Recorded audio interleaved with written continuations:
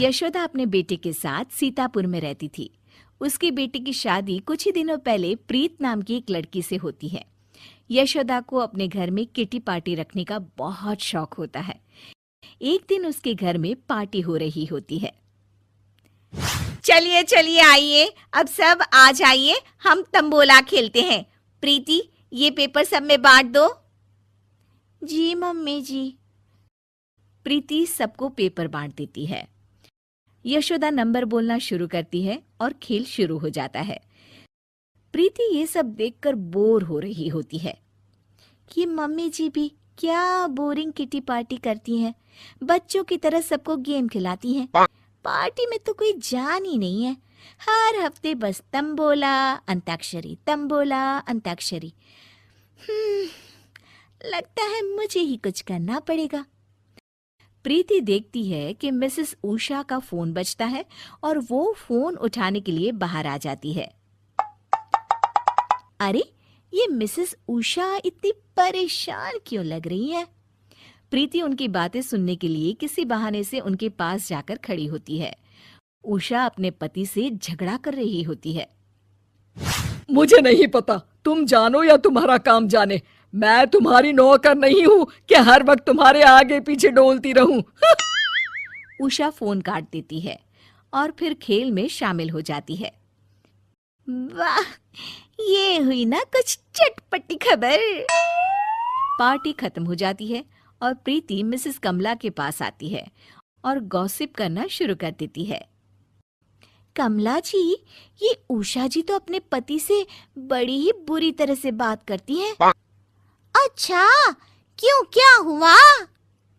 अरे, अभी इनके पति का फोन आया था तो कहने लगी, मुझसे मत पूछो, मैं तुम्हारी नौकर नहीं हूँ। इतने गुस्से से बात कर रही थी, बाप रे बाप। अच्छा, और यहाँ देखो कैसे शराफत का ढोंग करती रहती है। रुक, मैं अभी ये बात सुषमा और जया को भी बताती हूँ। कमला वहां से चली जाती है। अब आया ना मजा पार्टी का। कमला बाकी औरतों से बातें कर रही होती है, तभी वहां प्रीति आती है। चलो पार्टी में कुछ और जान डाली जाए।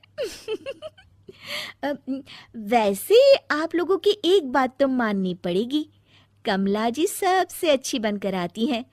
सबसे अच्छा फैशन सेंस तो आपका ही है कमला जी। बहुत थैंक यू सो मच। ये सुनकर बाकी की औरतें जल जाती है और वहां से चली जाती है। देखा कमला जी? हाँ, कैसे तुमने मेरी तारीफ की तो सब जल भुन गई। मुंह पर तो कितना मीठा बोलती है, सब की सब डोगली है, डोगली। तभी प्रीति और कमला के पास उषा आ जाती है। प्रीति कमला की तरफ इशारा करती है और कमला उषा से बात करने लगती है। अरे उषा, मैंने सुना है कि तुम्हारे पति और तुम्हारी ज्यादा बन नहीं रही।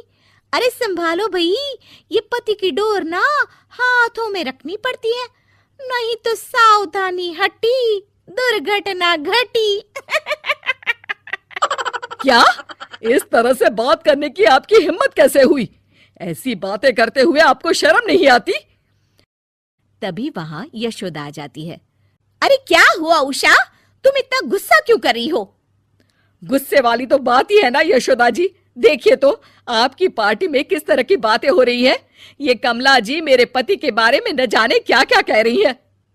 अरे मैंने कोई झूठ तो नहीं बोला है, इन्होंने ही अपने पति से इतनी बदतमीजी से बात की। अब घर की बातें इतनी जोर जोर से फोन पे करेगी तो क्या होगा? अरे मैं चाहे धीरे बात करूं या पूरे मोहल्ले के सामने, तुमसे क्या मतलब है? प्रीति ये सब देखकर समझ नहीं पाती कि कैसे रिएक्ट करे।